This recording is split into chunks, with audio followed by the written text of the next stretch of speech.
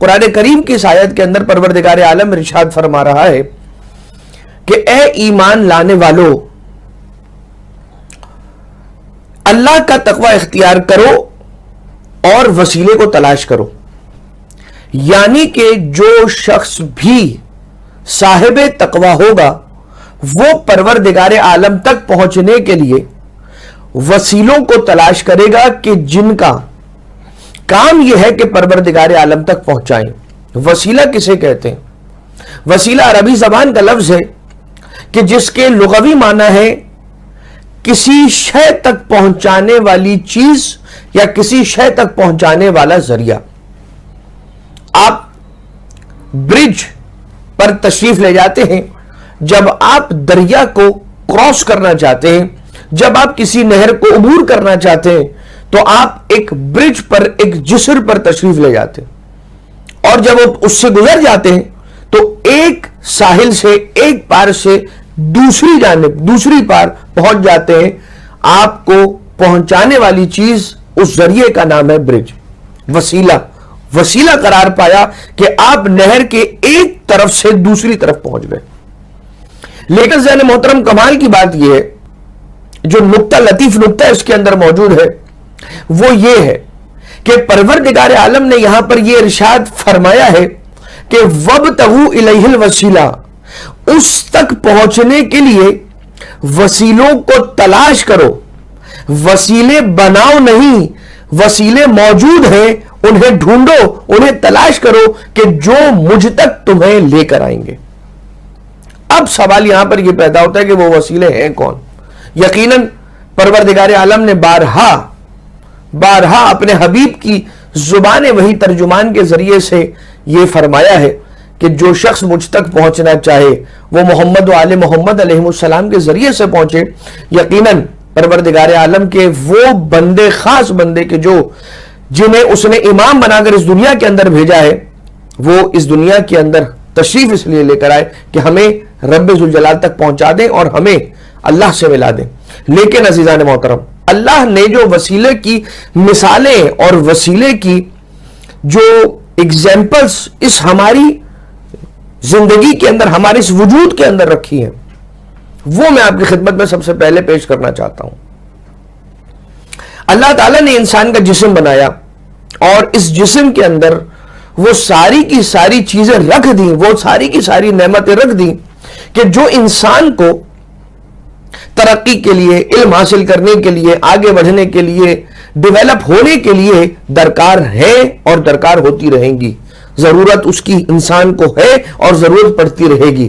جیسے کہ اللہ نے انسان کے لیے دیکھنے کے لیے دو آنکھیں رکھی، سننے کے لیے دو کان رکھے، چکھنے کے لیے زبان رکھی، سونگھنے کے لیے ناک کے یہ دو نوسٹرلز، جنہیں اردو زبان کے اندر ناک کے نتنے کہا جاتا ہے، وہ رکھے.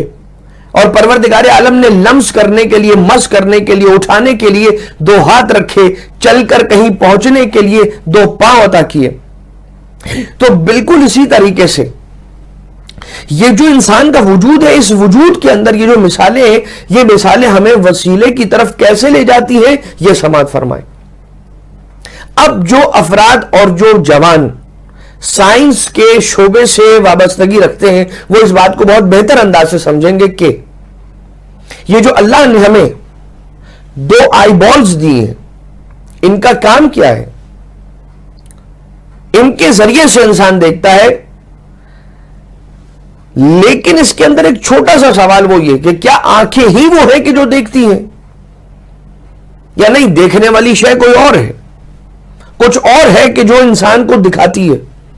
آنکھیں عقل تک پہنچانے کا، سگنلز کو پہنچانے کا، روشنی کو پہنچانے کا اور ان رنگوں کو پہنچانے کا، ان کوڈز کو پہنچانے کا وسیلہ ہے کہ جب انسان تک یہ آنکھیں رنگوں کے سگنلز، روشنی کے کوڈز، تصویروں کے بکھرے ہوئے اعضاء کو یہ آنکھ عقل تک پہنچاتی ہے سگنلز کے طور پر، تو پھر عقل کا یہ کام ہے کہ ان آنے والے کوڈز کو منجمد کرتی ہے، ایک جگہ پر کلیکٹ کرتی ہے ان انفارمیشنز کو، اور پھر انسان کو دکھاتی ہے.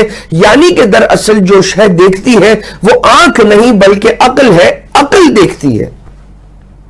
تو عقل کو دیکھنے کے لیے ایک وسیلے کی ضرورت ہوئی، اور اس وسیلے کا نام ہے آنکھ. کان، کیا کان سنتے ہیں یا سنتی عقل ہے؟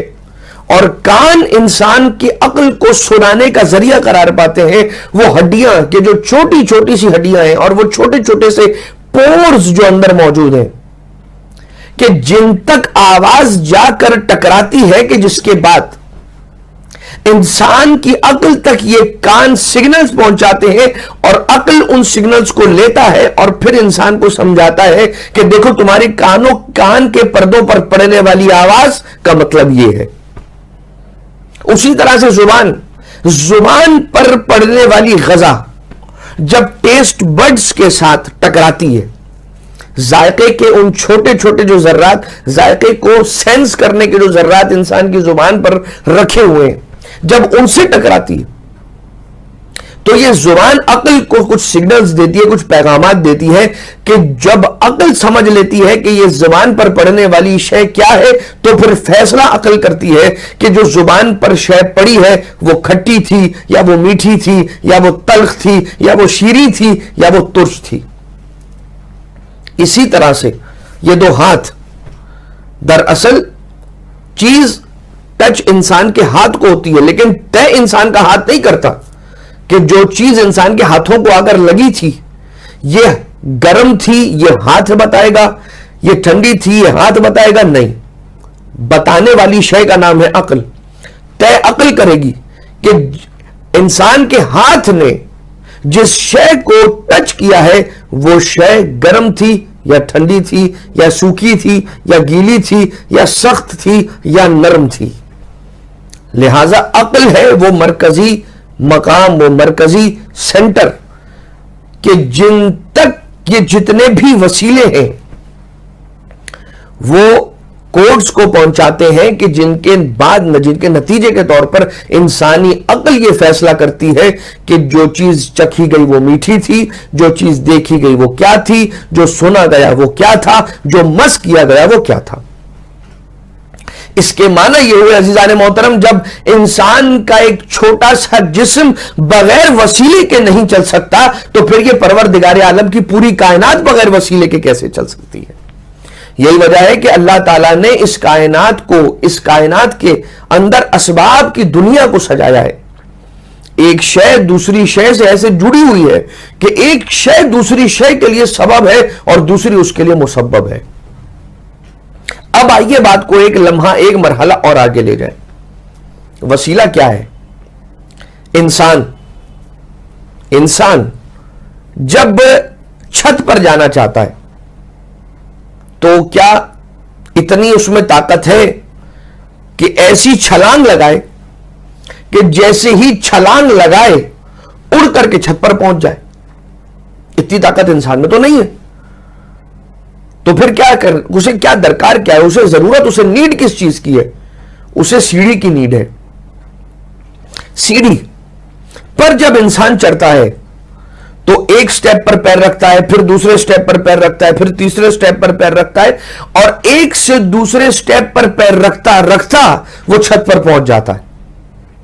لیکن عزیزان محترم، جس طرح سے آپ نے اس بات کو سمجھ لیا کہ سیڑھی انسان کو نیچے سے اوپر اور اوپر سے نیچے پہنچانے کے لیے وسیلہ ہے، وہیں پر اس بات کا جاننا بہت زیادہ ضروری ہے کہ اگر سیڑھی میں ایک خلل آ جائے تو سیڑھی وسیلہ نہیں بن سکتی. اب یہ بہت امپورٹنٹ پوائنٹ ہے، یہ وہ ٹرننگ پوائنٹ ہے ہماری آج کی تقریر کا کہ جہاں سے تقریر کا رخ کسی اور جگہ مڑ جائے گا. ہم یقیناً اپنے موضوع تک رہیں گے لیکن تقریر کا رخ کسی اور جگہ پر مڑے گا. کیا خلل آ جائے سیڑھی کے اندر تو سیڑھی وسیلہ بننے کے قابل نہیں رہے گی، ایلیجیبلٹی ختم ہو جائے گی اس کی کہ وہ وسیلہ بن سکے مجھے نیچے سے اوپر پہنچانے کے لیے یا اوپر سے نیچے اتارنے کے لیے. کیا وہ شے ہے کیا وہ خلل ہے, کیا ایسا نقص ہے جو اس میں اگر نقص ہے جو اس میں اگر پیدا ہو گیا تو پھر یہ سیڑھی اب وسیلہ نہیں بن سکتی. اور وہ نقص یہ ہے کہ نیچے سے اس کے سٹیپس اڑا دیں, نیچے سے اس کے سٹیپس ختم کر دیں, یا اوپر سے اس کا ربط چھت سے توڑ دیں, یا نیچے سے اس کا ربط زمین سے توڑ دیں.